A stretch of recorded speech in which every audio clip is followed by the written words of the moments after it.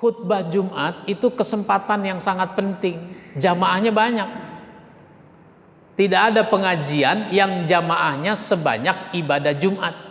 Kriteria umumnya pengurus masjid itu harus punya kepribadian yang soleh.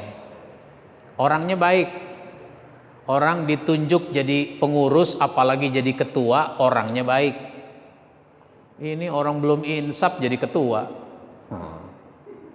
Justru kita tunjuk jadi ketua Pak Ustadz biar supaya dia insaf. Lah kalau dia insaf, kalau enggak,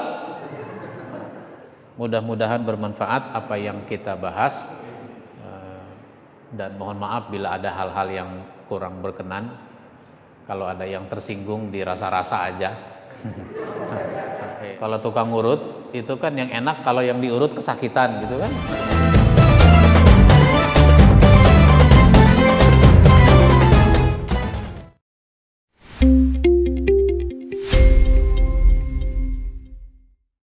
Itu kita bahas dalam khutbah. Kita bahas dalam khutbah tentang sholat berjamaah. Tentang sholat jamaah. Misalnya ada pembahasan tentang keutamaan sholat berjamaah.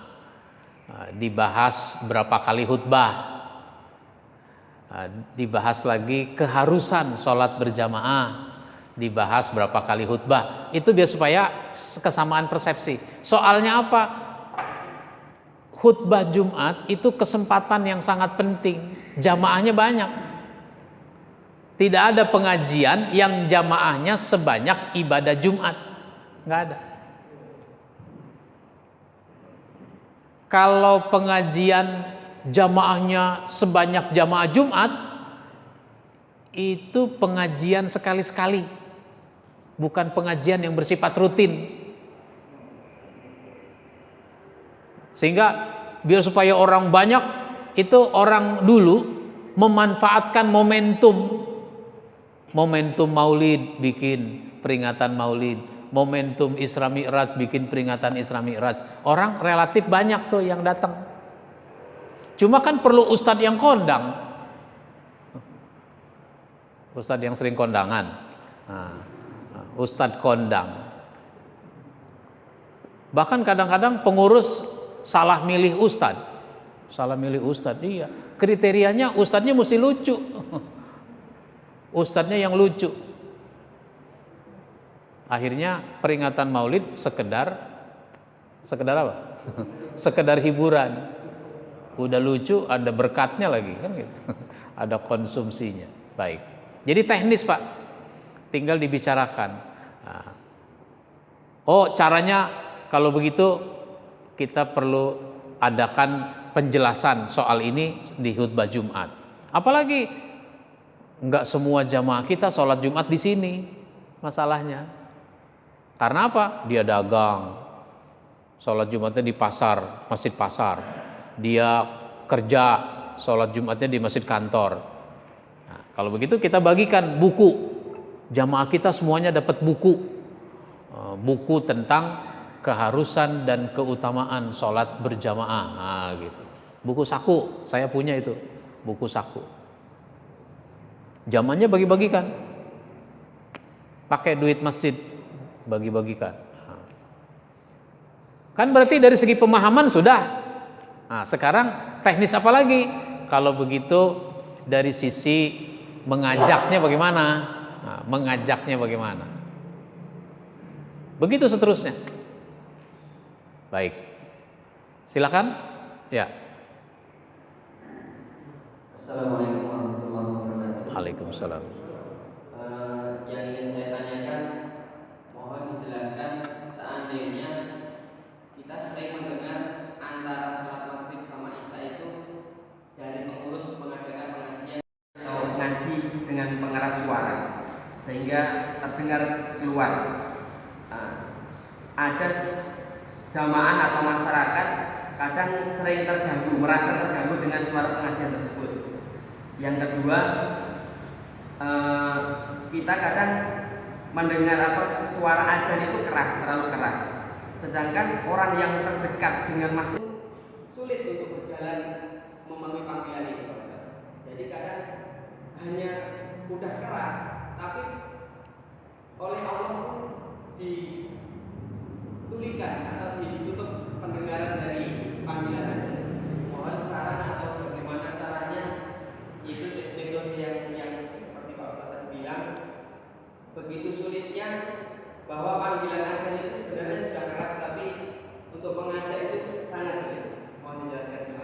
Baik. Ini soal teknis menggunakan speaker. Speaker itu ada speaker dalam, ada speaker luar. Nah, speaker luar itu untuk azan. Untuk azan, itu speaker luar. Atau menginformasikan hal-hal penting.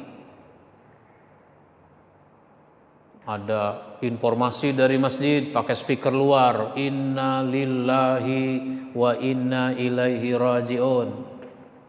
Itu biasanya didengerin tuh sama orang. Kenapa? Pengen tahu siapa yang meninggal, kan gitu. Itu didengar sama orang. Yang tadinya lagi nonton TV, itu dikecilkan volumenya itu. Nah, gitu. Dia merasa terganggu nggak tuh orang?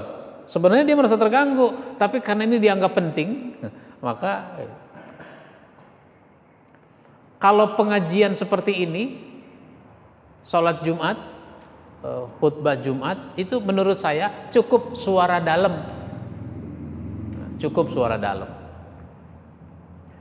Kalau pengajian, ceramah, pakai speaker luar, itu bisa jadi membuat orang tambah malas datang.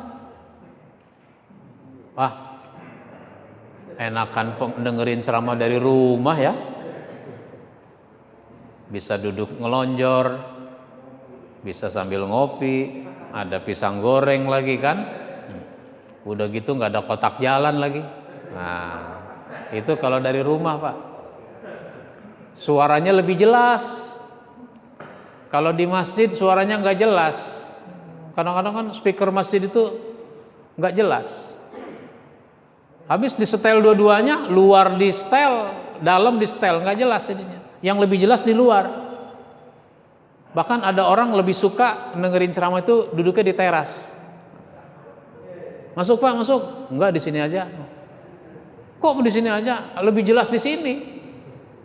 Lebih jelas di sini, di teras. Di dalam ini nggak jelas. Pengurus masjid itu kalau ngecek speaker jangan sendirian. Ini kadang-kadang pengurus masjid kalau ngecek speaker sendirian. Tes, halo, halo, halo, 1 2 1 2. Mestinya berdua, diri di situ dia. Ayo Pak ngomong, halo, halo, ya jelas.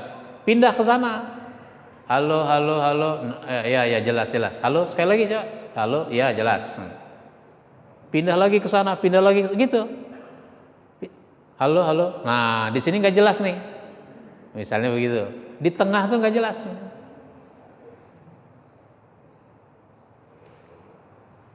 Kalau orang bikin acara, kadang-kadang ada yang duduk di tembok sini, depan. Duduk sini. Tokoh-tokoh itu duduknya di sini, ngadep sana. Itu sering tuh di sini tuh nggak jelas. Kenapa? Nggak ada speakernya.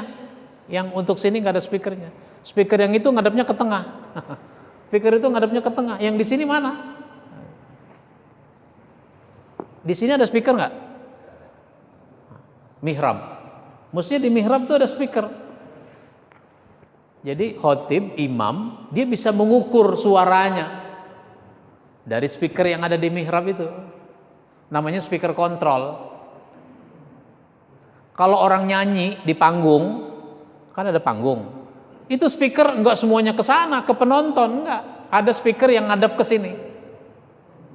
Biar supaya si penyanyi itu bisa mengontrol suaranya. Itu masalah teknisi urusan sound system. Saya mah enggak paham, tapi kira-kira begitu.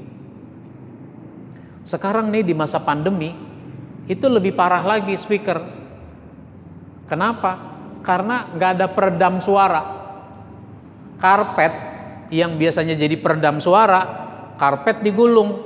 Ini keramik, ini marmer, ini memantulkan suara sehingga menggema. Gitu. Itu contoh-contoh. Ada yang ngasih tahu ke saya. Dulu saya suka khutbah di Masjid RCTI di Kebun Jeruk. Ada yang bilang mungkin dia teknisi kali urusan speaker. Pak Ustadz, di masjid itu sebenarnya bukan hanya di masjid, di gedung-gedung juga. Speaker itu banyak tapi kecil. Kecil tapi banyak. Jangan karena ruangannya besar, speakernya gede. Speakernya gede. Udah gitu salah masang. Masang itu diarahkan ke tengah semua. Speaker sini ke tengah, speaker situ ke tengah gitu. Semua ke tengah. Akhirnya memantulkan suara, tengahnya kubah. Nah, itulah kira-kira. Baik, itu soal speaker ya. Saya cenderung cukup suara dalam untuk acara-acara pengajian. Apa tadi yang kedua? Lupa ada tuh. Iya. Oh iya. Ya, orang tuh kalau sudah terpanggil, sekalipun tidak ada suara azan, dia mah tetap datang. Maka orang yang buta, dia kan nggak tahu ini jam berapa, ngelihat sinar matahari juga. Makanya Nabi tanya, hal tasmaun nida bisol, kamu dengar azan apa enggak? Nah, itu buat yang buta. Soalnya ada orang nanya, Pak Ustadz, kalau begitu kalau saya nggak dengar azan, boleh dong saya sholat di rumah saja? Saya bilang, Pak, ini pertanyaan Nabi kepada orang buta. Lenak Bapak kan nggak buta. Bapak bisa ngelihat jam, wah udah waktunya kan gitu. Atau melihat orang pergi ke masjid. Jadi panggilan, rasa terpanggil, itu yang membuat orang datang. Bukan soal speakernya kencang apa enggak. Nah, maka volume suara itu sebenarnya cukup radius wilayah itu. Ini masjid perumahan apa? Permata Pamulang. Nah, Permata Pamulang. Ini radiusnya sampai mana? Speaker itu cukup sampai ke sana. Dengan kata lain, kalau masjid itu skupnya satu RW, teritorial masjid satu RW misalnya, cukuplah speaker itu sampai ke satu RW. Jangan speakernya sekelurahan. Kalau speakernya sekelurahan, kata orang Betawi, ini pengeng kuping orang. Gitu. Jadi kita juga di rumah kalau nyetel radio, nyetel TV, itu kan nggak pernah volumenya sampai pol. Volume radio 1 sampai 10. Pernah nggak nyetel radio sampai 10? Enggak, sampai 8 aja belum tentu. Mungkin sampai 6 gitu kan. Kira-kira begitu. Maka pengurus masjid itu sekali-sekali ngecek speaker yang luar, itu jangan di dalam. Pergi dia ke sana sampai ke ujung jalan di perumahan ini. Sampai ujung RW misalnya gitu. Kan bisa pakai komunikasi HT. Coba lu ngomong gitu, ngomong azan lah atau apalah, ngetesnya gitu sampai dia dengar sana. Atau pada waktu azan pergi keluar pagar keluar lingkungan, ini RW 2 pergi ke RW 3, masjid kita speakernya sampai ke RW 3 gitu. Oh berarti kekencengan gitu, terlalu keras. Begitu Pak. Baik. Cukup. Oh, satu lagi. Nah. Tadi Pak Ustadz singgung sedikit masalah kriteria imam. Nah, apakah juga ada ketua DKM gitu? Karena pengalaman ada masjid yang begitu salah pilih ketua DKM, karena dalam satu komplek, akhirnya jemaah pun ada gap antara jemaah, pokoknya gesekan lah gitu. Akibat salah. Ada nggak kriteria itu? Ya ada. Kalau kriteria umumnya pengurus masjid itu harus punya kepribadian yang soleh. Orangnya baik. Orang ditunjuk jadi pengurus, apalagi jadi ketua, orangnya baik. Ini orang belum insaf jadi ketua. Justru kita tunjuk jadi ketua Pak Ustadz biar supaya dia insaf. Lah kalau dia insaf, kalau enggak, premanisme dibawa ke masjid. Nah, premanisme dibawa ke masjid itu membuat dia tidak bijak. Ada anak-anak datang ke masjid. Anak-anak bagaimana? Ribut, bercanda. Yang dipakai gaya preman. Pulang kamu. Diusir tuh anak dari masjid. Mestinya kan dibina, diarahkan, ini anak-anak. Kalau perlu, meskipun itu bukan cucu bapak, anak orang lain, cucu orang lain, nak sini nak, dekat bapak sini. Mumpung lagi renggang-renggang, selipin aja satu nih anak. Sini. Temennya di sana, dia di sini. Kira-kira bercanda nggak?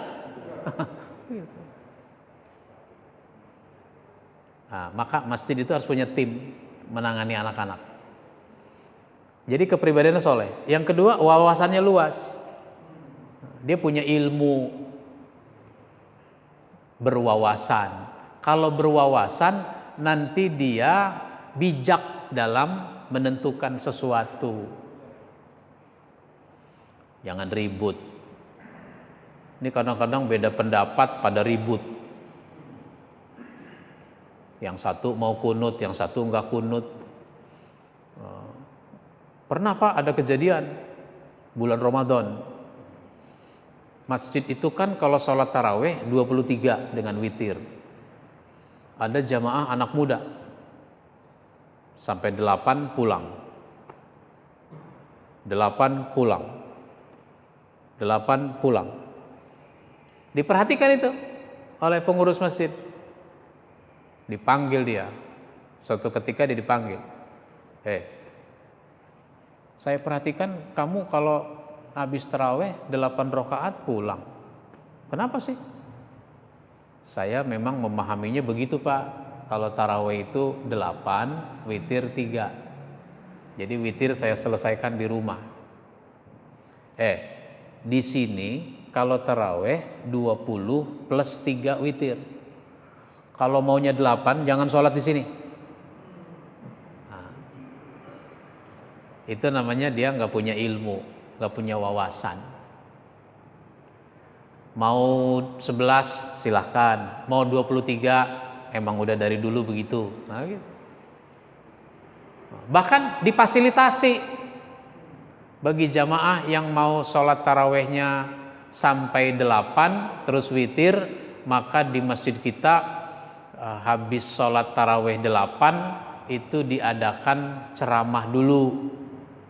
Habis ceramah 15 menit dilanjutkan dengan witir untuk yang 11. Yang 23 minggir dulu. Imamnya ganti, imam witir ganti. Selesai witir silahkan bubar. Yang 23 lanjut. 23 lanjut. Jadi nggak usah ribut. Jangan bikin masjid lagi gara-gara perbedaan 11 apa 23. Ada nggak orang bikin masjid lagi? Akhirnya apa? Di situ masjid, di sini masjid. Dekat-dekat masjid itu. Ada masjid-masjid itu jaraknya begitu dekat. Saya minggu yang lalu itu ke Lombok. Lombok memang dikenal masjidnya banyak, sehingga dikenal dengan istilah 1000 masjid. Saya diminta ngisi ceramah subuh di suatu masjid. Ketika nyampe, ternyata di sini masjid, di situ masjid. Ini kan jalan nih. Jalan biasa, jalan lingkungan 2 jalur, itu di situ masjid. Kalau di situ ada apa itu? Toko, ada rumah, itu di situ masjid, di sini masjid. Nah, saya ceramah yang di situ tuh. Jadi sholatnya menghadap masjid sini. Nah, sampai saya bercandain, ini masjid di merger aja Pak. Bank aja di merger, masjid di merger. Cuma masalahnya kan wakaf, repot. Jadi saya katakan memang kita ini kebanyakan masjid. Jadi wawasannya harus luas. Yang ketiga, kemampuan. Pengurus masjid itu harus punya kemampuan mengurus masjid. Rapat bagaimana baiknya, memanage segala sesuatu, itu harus punya kemampuan. Nah, makanya orang jadi pengurus masjid itu dipersiapkan. Jangan tiba-tiba orang jadi pengurus masjid tanpa dipersiapkan. Ya selama ini udah begitu, nggak dipersiapkan, tercantum aja. Dia sendiri nggak ngerti kenapa saya ditunjuk jadi pengurus masjid. Nah, gitu. Maka dikasih penjelasan, dikasih pemahaman. Saya membantu dengan menulis buku, lalu mengadakan atau diminta training-training tentang manajemen masjid. Secara bertahap, pelan-pelan itu masjid sudah mulai berubah sedikit demi sedikit. Begitu Pak, 3 kriteria pengurus masjid. Yang jelas orang jadi pengurus harus cinta pada masjid. Cinta pada masjid sehingga dia nanti bertanggung jawab terhadap yang dia urus. Banyak pengurus masjid tapi tidak bertanggung jawab. Indikasinya apa? Yang tercantum dalam susunan pengurus ada berapa orang? Ada 30. Yang ngurusin masjid berapa orang? Nah, kalau cuma 5, berarti yang 25 nggak bertanggung jawab itu. Masjidnya nggak bersih, itu namanya nggak bertanggung jawab. Jamaahnya kehausan. Oh. Apalagi khotibnya nggak datang, sholat Jumat bubar karena khotibnya nggak ada. Itu namanya pengurusnya nggak bertanggung jawab. Dan ada kejadian Pak, ini betul kejadian. Saya kan menyelenggarakan kursus dakwah. Ada peserta saya tanya, Pak, Bapak kenapa ngikut acara ini? Begini Pak Ustadz, saya kan jadi ketua masjid. Tapi kalau hari Jumat, saya nggak berani sholat Jumat di masjid yang saya urus. Hah?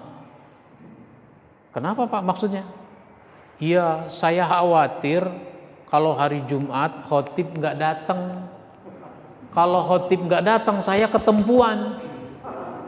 Saya harus menggantikan. Saya juga nggak bisa. Daripada bakal begitu, mendingan saya sholat di masjid lain. Nah, ini namanya menghindar dari tanggung jawab. Ya saya juga menyadari.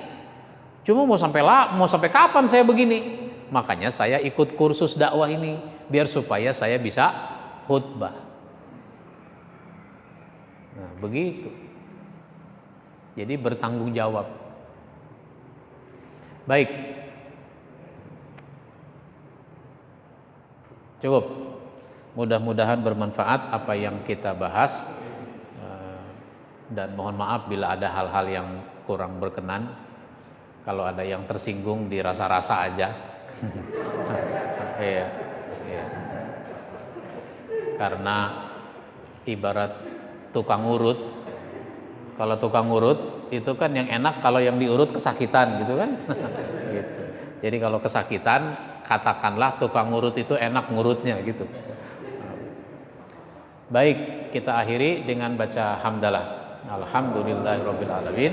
Wassalamualaikum warahmatullahi wabarakatuh.